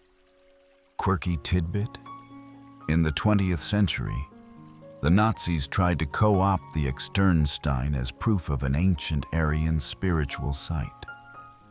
They sent expeditions, made documentaries, and claimed it as a pre-Christian holy place. The stone, however, refused to confirm anything, just stood there, silent. You walk carefully down the opposite side, entering a cleft between two pillars. Here, the moss is thick, the air strangely warm. Someone once told you that places remember being loved or feared. You feel both here. Tucked within a lower crevice, you find a carved seat. Just a seat, nothing else. But something in the simplicity makes it feel deeply personal. You sit, breathe, listen to the drip of water far below. A bird calls, then silence again. You trace your fingers over a spiral etched into the stone beside you. Not part of the known reliefs, faint, ancient, a signature, maybe, or a question. The forest begins to hum with the coming dusk. You rise slowly, step back into the fading light, and glance once more at the towering stones. They do not speak, but they remember. The hush of the forest dissolves, and the world grows colder, not in temperature, but in stillness. You feel it in your bones as the fog thickens and sea air curls around your senses. You've left the wooded heart of Europe behind. Now, you stand at the edge of a sea-swept cliff, gazing toward the North Sea. Beneath the waves and buried in time, the lost land of Doggerland waits. You pull your coat tighter, not from cold, but from something older. A memory too distant to belong to you, and yet here it is. The wind howls gently, and seabirds circle overhead as if they're searching for something long gone. Below the cliff, the surf pounds where there was once forest and meadow. Mainstream fact: Doggerland was a stretch of land that once connected Britain to mainland Europe. Around 10,000 years ago, it teemed with life, Mesolithic hunters, rivers, lakes, and forests. But rising sea levels gradually swallowed it, and a tsunami around 6200 BCE likely ended its habitability. Historians still argue how long people lived there, and how much of their culture has been truly lost beneath the sea. You close your eyes and imagine it. Rolling hills where now only kelp sways. Smoke curling from small camps. Antlered hunters tracing elk tracks along the shoreline. Families gathering mussels in the shallows. And children, always children, laughing in a language no one remembers. Your quirky fact for this misty stretch of memory. Fishermen in the North Sea sometimes dredge up worked flint tools, mammoth bones, and even human remains tangled in their nets. One such discovery was a spearhead made of deer antler, carved by a hand long forgotten, lifted from a seabed that once echoed with footsteps. You walk along a path that follows the imaginary border of Doggerland. In your mind's eye, you see it clearly now, a thriving bridge between worlds, rich with trade, legend, and song. What myths did they pass down, never written, only spoken? What gods did they praise, whose names are now drowned? You pause at a crumbling lookout post, not ancient, just a World War relic. It too will fall someday, reclaimed by the sea. Everything does, eventually. You sit on a stone outcropping, letting the gray waves roll through your vision. The sky is a pale slate, the horizon endless. You wonder what it would be like to dive beneath, to walk among the ghost rivers of Doggerland, to uncover a hearth still warm from memory. And yet, perhaps it's better this way. Some places stay sacred because they're unreachable. You stand once more and whisper into the wind, not a prayer, but a promise. You haven't forgotten. The sea breeze fades, and the sky shifts once more. No longer wind and water. Now, it's dust and silence. You find yourself surrounded by a vast expanse of sun-baked stone and red cliffs. The air so dry it crackles in your lungs. This is the heart of the American Southwest. And hidden among these towering mesas and deep canyons lies Chaco Canyon. A civilization that built with stars and vanished with whispers. The land here feels alive, but in a quiet, watchful way. You step lightly across a narrow path carved between sandstone walls. The sun casts long, golden shadows, and ahead, the ruins of great houses rise, massive stone buildings, multiple stories high, shaped like spirals and crescents. This isn't a lost village. It's a planned masterpiece. Mainstream fact: Chaco Canyon was a major cultural center for the ancestral Puebloans between 850 and 1250 CE. It featured immense structures like Pueblo Bonito, astronomical alignments, and a network of roads stretching for miles. Historians still argue whether Chaco was primarily a political, ceremonial, or economic hub, and why it was ultimately abandoned. You enter Pueblo Bonito. The walls are perfectly aligned, some sections still reaching 4 stories high. The masonry is precise. Tiny sandstone bricks stacked in rhythmic harmony. You run your fingers along the surface, feeling the warmth of centuries pressed into each stone. Above you, small round windows catch the afternoon light. They weren't placed randomly. Many align with solar and lunar events, equinoxes, solstices, and the 18.6-year lunar standstill. You imagine the architects watching the sky for years, waiting, measuring, and then building. Your quirky detail? Some of the roads leading out of Chaco are absolutely straight for dozens of miles, carved through hills, deserts, even solid rock. No modern understanding fully explains how or why such precision was necessary.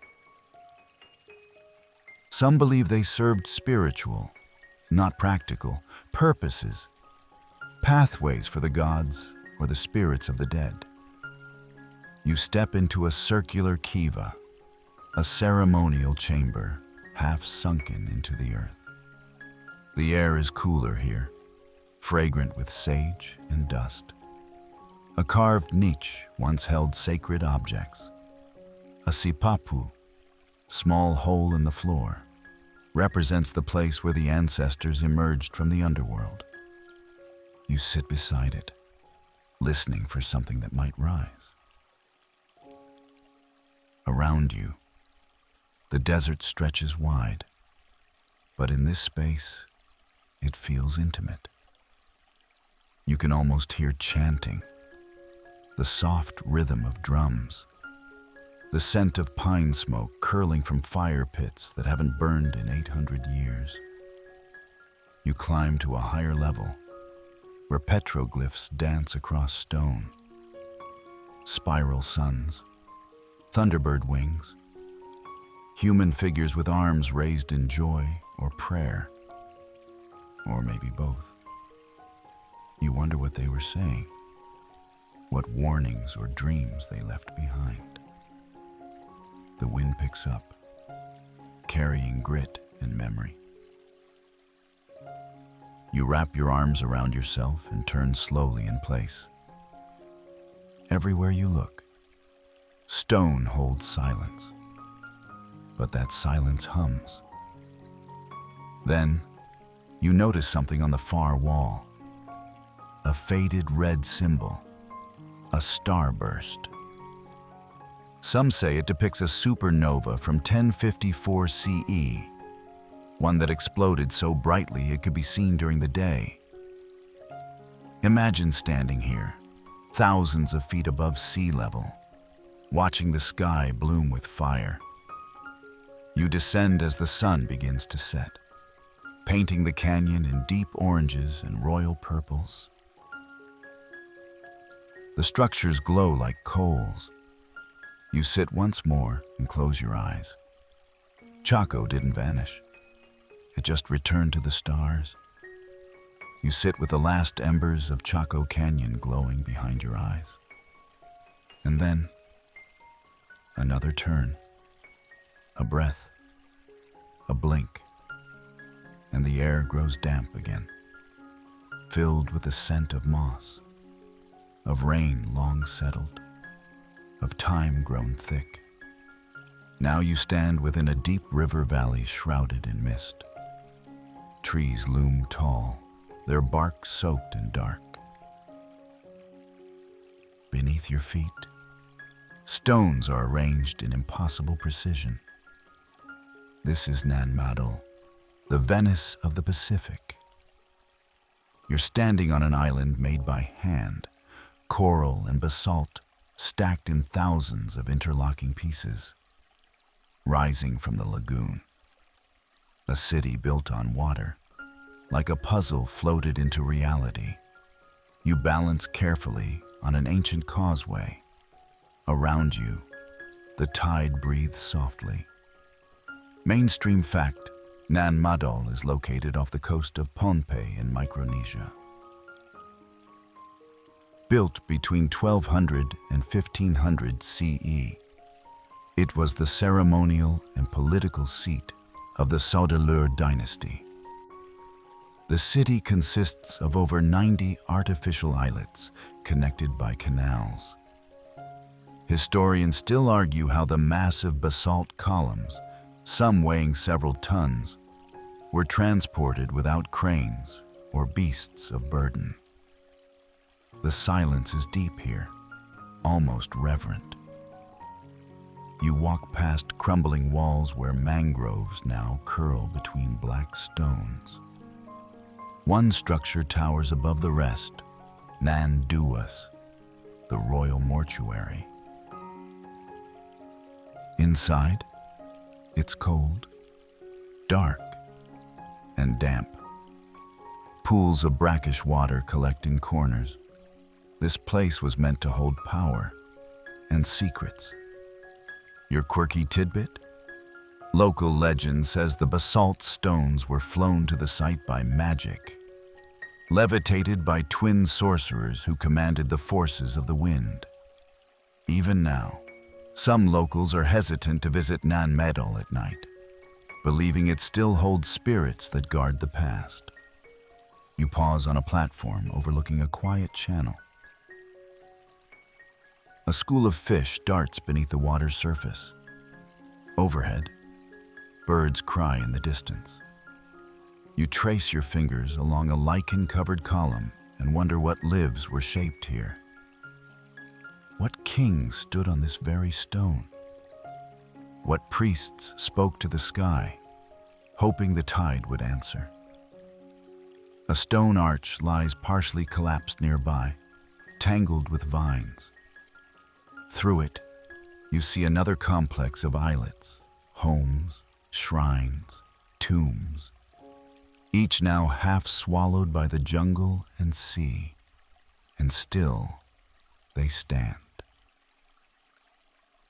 You imagine a great canoe arriving by starlight, bearing a chieftain's body wrapped in bark and cloth. Torches lit the walkways, drums pulsed like a second heartbeat. The city rose from the water, black and shining, to receive the dead. The world shifts again as you wade gently across a shallow channel, the warm salt water lapping at your ankles. Even now, Nan Madol feels more dream than place, a city between the elements, never fully land, never fully sea.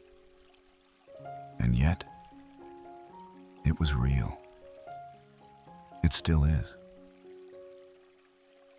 You look back at the basalt walls, impossibly straight, eerily quiet.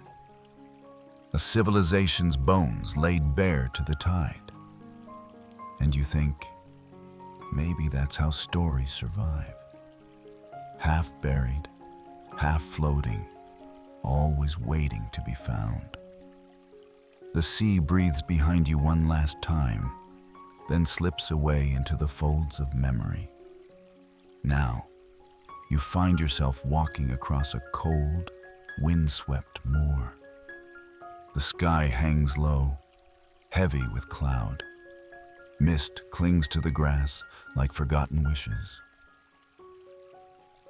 Beneath your boots, ancient stones peer out from the earth.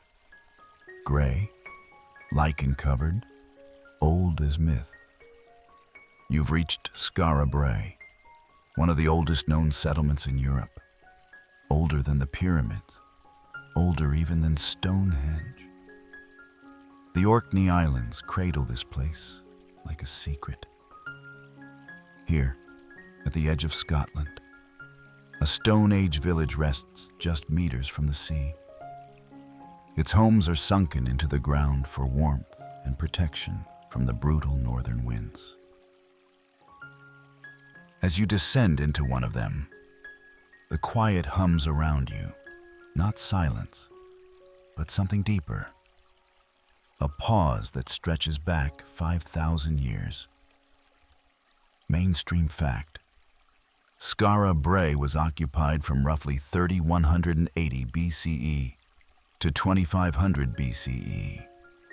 Discovered after a fierce storm in 1850 unearthed it from the sand dunes. It's one of the most complete Neolithic villages ever found. Historians still argue whether it was abandoned suddenly due to climate change or gradually over generations. Inside the house, everything is stone: beds, shelves, hearth, even storage containers. There are no doors, only low tunnels connecting each dwelling, like the village was one single organism. You stoop through one, stepping into another home. The layout is identical, suggesting equality or perhaps ritual standardization. Your quirky detail? Many of the stone dressers, essentially built-in cabinets, face the entrance, almost like altars. Some archaeologists think they were meant to display prized objects, or perhaps spiritual tokens. Others suggest they symbolized status. Either way, they were the first thing you'd see when entering, like ancient open-concept design with a side of mystery. You step back outside, the wind now stronger. Waves crash in the distance. You imagine the people of Skara Brae watching the sea in the same way, sometimes with reverence, sometimes with fear. Did they believe gods lived beyond the horizon? Did they bury their stories in the tide? A ring of stones nearby marks a communal space, maybe a gathering place, maybe a calendar. You stand at its center and look skyward. No stars tonight, just a thick, quiet gray. Still, you know they're up there, same as they were for the villagers who watch the skies, waiting for seasons to turn. In the distance, sheep graze without urgency, indifferent to the timeline they walk across. You run your fingers over a carved spiral in the stone wall. So simple, so deliberate. This village once hummed with life, fires crackling, children playing, elders whispering tales. And now, just you and the sea, listening.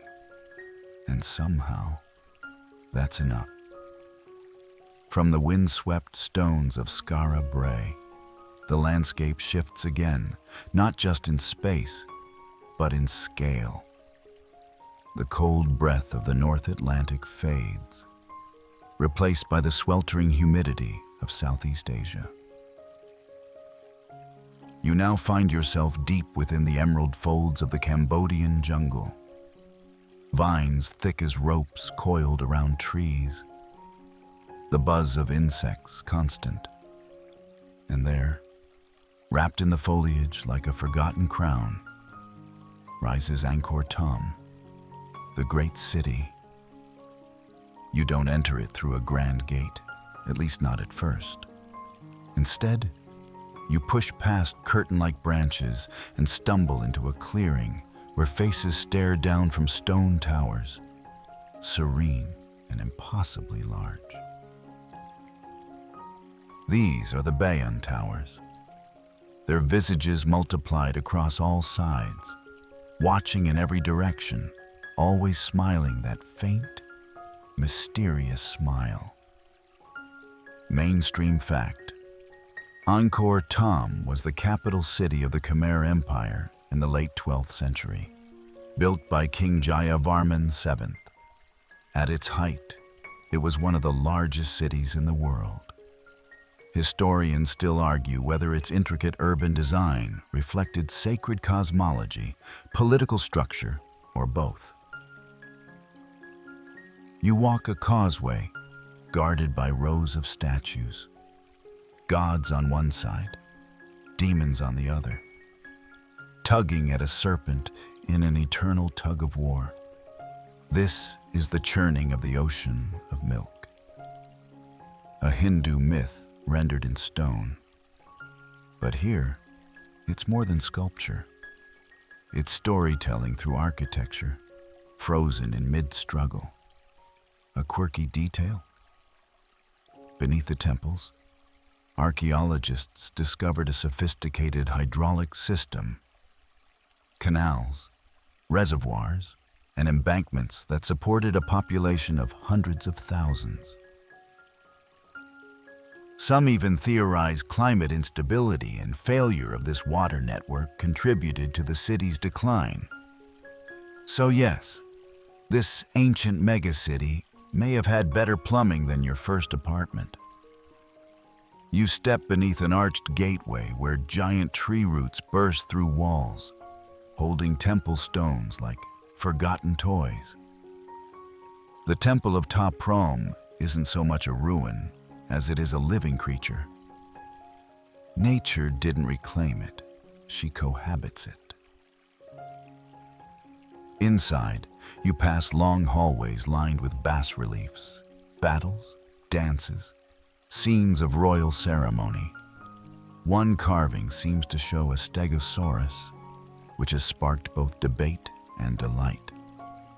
Was it a myth, a misinterpretation, or just a coincidental pattern?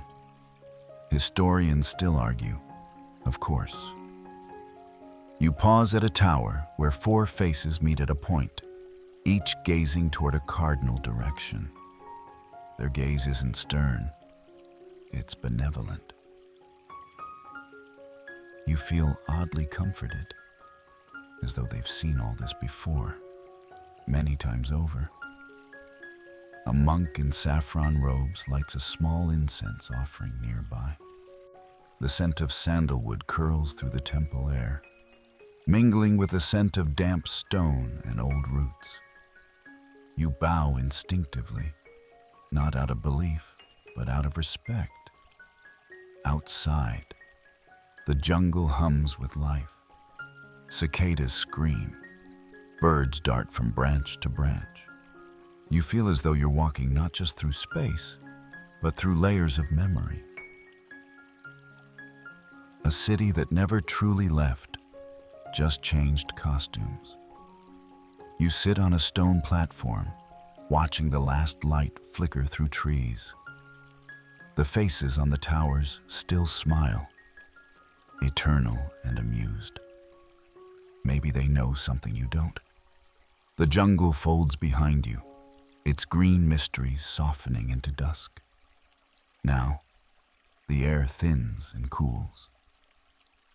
You're no longer tangled in vines, but ascending, up into the mountains, where clouds drift low across jagged peaks. You breathe deeply. The scent of stone, moss, and cold earth sharp in your nostrils. Ahead lies Machu Picchu, the Inca city in the sky. You arrive not through a tourist path or train, but through a time-touched trail carved into the mountain itself. The sun slips behind the Andes, casting violet shadows across terraces so perfectly cut they seem drawn by hand. And there it is, Machu Picchu, resting between two mist-wrapped peaks like a crown set gently on the earth's head. Mainstream fact: built in the 15th century by the Inca Emperor Pachacuti, Machu Picchu is thought to have served as a royal estate or ceremonial site. Historians still argue about its exact purpose. Was it spiritual retreat, strategic outpost, or imperial playground? You climb carefully along narrow terraces, the stones damp beneath your boots. Not a drop of mortar holds them together, and yet they've stood for centuries. The precision is staggering. Each block nestled into its neighbor like a puzzle box. You step through a trapezoidal doorway, a unique Inca design, built to resist earthquakes, and enter a structure where llamas now roam freely among sacred stones. Their gentle eyes meet yours, and for a moment, you share the place. No ownership, just presence. Your quirky fact? Some of the walls contain stones with more than 30 angles, carved to fit so precisely that even a knife blade can't slip between them. That's not construction, it's sculpture. You sit on a sun-warmed ledge and gaze across the landscape. Mist coils through valleys below, and the Vilcabamba River curls far beneath like a silver ribbon. The view is breathtaking, but it's more than beauty. It's geometry. The entire city is laid out to align with astronomical events, solstices, mountain shadows, the movement of stars. You pass through the Temple of the Sun, where the June solstice casts light through a specific window, illuminating a ceremonial stone. The Incas didn't just build, they encoded meaning into sunlight. A faint breeze brushes your face, and you pause at the Intihuatana stone, the hitching post of the sun. Carved with such intention, some believe it tethered the solar spirit to Earth. Others say it marked the turning of seasons. Regardless, it radiates presence. You don't touch it. You just observe. Around you, ancient fountains still drip with mountain water, and birds flit between walls that haven't crumbled. There's no sign, no inscription, no graffiti, just silence and stone. You imagine priests in feathers and gold standing where you now sit. You picture quiet rituals, whispered offerings to sun and sky. And then, a sudden exodus. No one knows why Machu Picchu was abandoned. Disease? Spanish conquest? Strategic retreat? Historians still argue, but the stones say nothing. They simply endure. You remain as twilight wraps the city in velvet. The stars begin to burn overhead, their light caught in the gaps between the peaks. In this stillness, you feel no loneliness, just awe. A human hand touched this sky once and built a city to meet it. The stars above Machu Picchu pulse gently, like ancient messages blinking across time. And now, as you breathe in the thin mountain air one last time, your feet begin to descend, not just in altitude, but through layers of the earth. The world becomes darker, cooler, and carved. You're no longer in the open, but underground. You emerge into the heart of Derinkuyu, a vast subterranean city buried beneath the volcanic rock of Cappadocia, Turkey. At first, it's hard to believe you're inside a city. The corridor is narrow, just wide enough for one person to walk. But as you move deeper, the space opens into entire rooms, then chambers, then whole neighborhoods carved into stone. Mainstream fact: Derinkuyu is the largest excavated underground city in the world, believed to date back to at least the 8th century BCE. It could house up to 20,000 people, with stables, kitchens, wells, ventilation shafts, and chapels. Historians still argue who originally built it: Phrygians, Hittites, or someone older still. You pass a massive rolling stone, once used to seal off the entrance in case of invasion. It's the size of a millstone, perfectly shaped, resting in a carved groove. It hums with purpose. The passage slopes downward again. You descend through tunnels so low, you have to stoop. And just when claustrophobia begins to creep in, it opens into a communal space, ceilings high, walls soot-streaked, floors worn smooth by centuries of feet. Quirky detail? Derinkuyu had wine presses, schools, and tombs, all underground. Some chambers were dedicated to religious study, complete with frescoes, even in total darkness. And the ventilation system? So advanced that air could circulate efficiently across all 8 levels. Your basement never stood a chance. You run your hand along the wall. It's cool and dry, unlike the damp of most caves. These tunnels weren't natural. They were envisioned, designed, engineered. Not for comfort, but for survival. As you explore further, you realize how complete this hidden world was. There were separate areas for livestock, food storage, and water collection. Even shafts connected to the surface were hidden in homes and fields, camouflaged among the landscape above. You find a tiny doorway leading to another room, this one rounded, like a hollowed-out acorn. In its center is a pit, perhaps once a fire or altar. The walls are blackened, whispering stories in soot. You imagine a moment in time. Above, armies marched, storms raged, chaos unfolded. But down here, people cooked, prayed, slept, told stories. They lived, safely encased in the rock they had carved themselves. And when the danger passed, they rose again into the sunlight, like ghosts becoming flesh. Back through the tunnel you go, brushing past niches that once held lamps, supplies, tools, a life once so close to the earth it became part of it. You climb slowly, each level a little brighter, until a final turn reveals the entrance again. A square of blue sky framed in stone.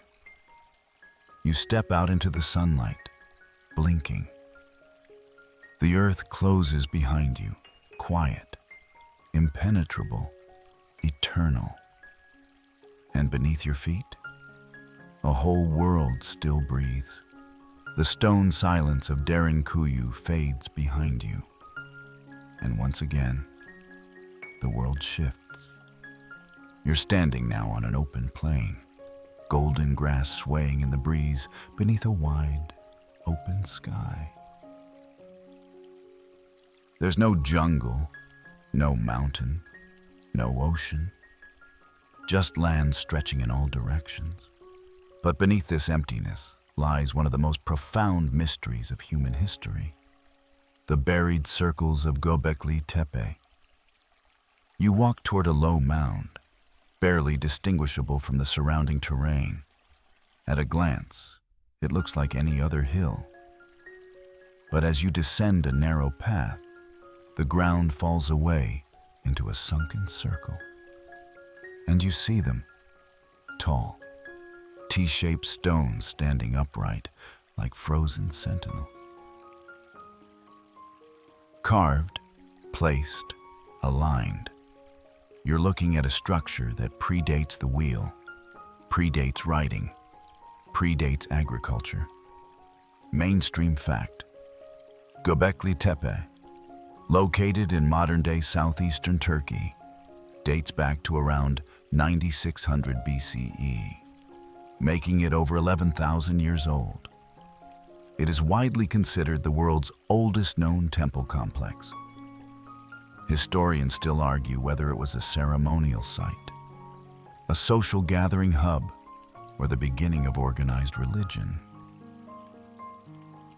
The stones are enormous, some weighing more than 10 tons, arranged in circular formations with animal reliefs etched into their surfaces. Lions, foxes, birds, scorpions, symbols whose meanings have been lost to time. You trace your fingers along a boar's curved back, carved so smoothly it almost seems to twitch. Quirky detail? The builders of Göbekli Tepe were hunter-gatherers, not farmers. That's what makes this place so baffling. They had no pottery, no metal tools, no permanent settlements. Yet they managed to design, shape, and erect megalithic monuments. It's as if belief came before the village. You walk the perimeter of one of the enclosures. The stone pillars form a sacred geometry, their arrangement precise. In the center, two larger stones face each other like guardians, or perhaps partners in some forgotten rite. Dust swirls in the wind. The light changes as the sun begins to dip lower on the horizon, casting long shadows across the carvings. You sit on the edge of the excavation, feet dangling, and let the silence speak. Here is a place that rewrites what you thought you knew about civilization. Not a product of farming, but perhaps the spark that led to it. A shrine before the village, a myth before the market. As you rest, a fox trots across the plain, pausing for a moment to glance your way. You nod, as if in greeting, and it vanishes into the tall grass. A quiet messenger from a world that hasn't changed much since those stones were first lifted. You look around, imagining the laborers dragging stone slabs by hand, guided only by starlight and stories. No writings, no names, no gods as we understand them, only symbols and circles, carved from a yearning that has always been there. The desire to understand the sky, the earth, each other. The wind picks up again, whispering through the ruins. It says nothing. And yet, you feel everything. The wind carries you gently from Göbekli Tepe's dreaming stones into twilight's embrace. Your journey has taken you across oceans, beneath mountains, and through cities both buried and forgotten. But now, you descend into the final mystery, not of stone or earth, but of memory. You stand now in the heart of Bandiagara, Mali, a sandstone plateau rising from the African savanna like the spine of a sleeping giant. In its cliffs lie the villages of the Dogon people, clinging impossibly to the rock face, stair-stepped and sun-baked. Their homes are carved into the cliffs, nestled into crevices, almost indistinguishable from the mountain itself. You climb slowly, your fingers trailing over ancient ladders made of split logs and stone handholds worn by centuries. As you rise higher, the savanna falls away below you, golden, wide, and eternal. Mainstream fact: the Dogon have lived in this region for at least 1,000 years, and their architectural ingenuity and complex spiritual beliefs have captivated anthropologists for decades. Historians still argue whether their cosmology, including knowledge of invisible stars, was passed down through oral tradition, or if outside contact introduced it. You enter a small granary hut with a conical roof, built entirely of mud and straw. Inside, the air is dry and earthy. This little structure, humble as it seems, represents security, food preserved against drought, knowledge passed down like grain in the hand. Your quirky detail: The Dogon cosmology includes stories of the Sirius star system, specifically Sirius B, a white dwarf companion star invisible to the naked eye and not officially observed by modern telescopes until the 20th century.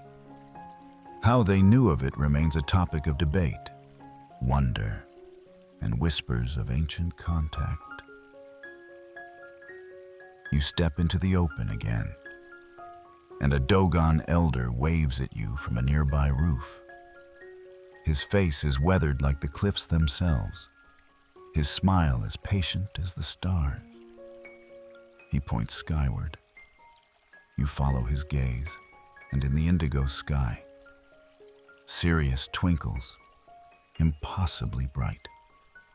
You sit beside a sacred totem, listening to drums faintly echo from a nearby village. Not a performance, not for you, just life continuing. A child runs barefoot past you, laughing, clutching a wooden carving. Generations living not just beside the past, but within it. The sandstone cliffs blush orange in the last light. Bats flutter past. Somewhere behind you, a fire crackles and a story begins, a myth about sky people, or spirits, or ancestors who walked through stars. And as the world grows still, you realize something. It isn't the cities themselves that hold power, but the people who remember, the ones who climb, carve, sing, and tell. Those who keep the fire alive in places where even time hesitates. You breathe in the warm, dusty air one last time. And then, we drift softly into the wind down. Now, let everything grow quiet. Let your breath ease out like a tide retreating from the shore. You've traveled far, across the sands of time, through buried cities, over forgotten ruins veiled in moss and myth. You've walked the tunnels beneath the earth and climbed steps carved by vanished hands. You've met gods who never made it into the textbooks and people who left no written words, only stories etched in stone and silence. And now, the journey slows. The air cools. The sky deepens. Stars blink into view, calm and unhurried. Above you, Sirius still shines. Below you, the earth hums, a deep, low lullaby that has cradled civilizations since the first fire sparked. You lie back now, weightless in memory's embrace. There are no more names to remember tonight, no more riddles to solve. Just the knowledge that something ancient lives in you, too. That echo of wonder, that longing for the stars, that sense that beneath your feet is a world still whispering. Let your muscles soften. Let your thoughts quiet. There is no need to hold on. All the cities are at peace now. The stories are safe. Sleep walks beside you. Hand outstretched, take it. Drift, dream. Your home. End of script. Sweet dreams.